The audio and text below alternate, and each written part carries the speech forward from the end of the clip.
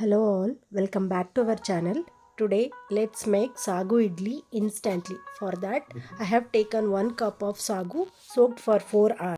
For masala, in a pan add 2 tablespoons of oil, 1 teaspoon of mustard, 1 teaspoon of jeera, 1 teaspoon of channa dal and 1 teaspoon of urad dal. Fry in a low medium flame. When slightly color changes, add half inch chopped ginger, 2 chopped green chilies, few curry leaves. Fry them on a low flame.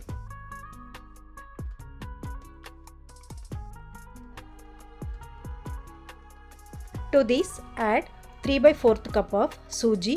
Use same cup for the measurement. Sort them well on low medium heat until color changes, and when it is aromatic, turn off the flame. Allow them to slightly cool down. Then add this suji mixture to the sagoo. To enhance the taste, add some grated carrot, few chopped coriander leaves. Add 1 cup of curd. If curd is little bit sour, it is better in taste. Anything is fine. Add salt to taste and mix them well. Adjust the consistency and add gradually water. Batter should be slightly thick, not like a idli batter, too much runny. It should be slightly thick. Make sure to check the consistency.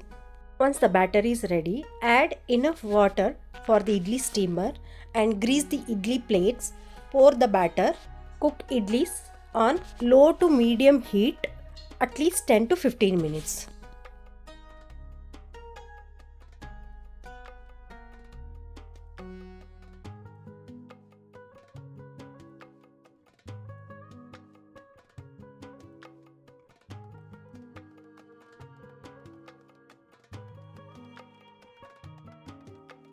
Once idlis are ready, do not take out when it is too hot. Allow them to slightly cool down and then demold it.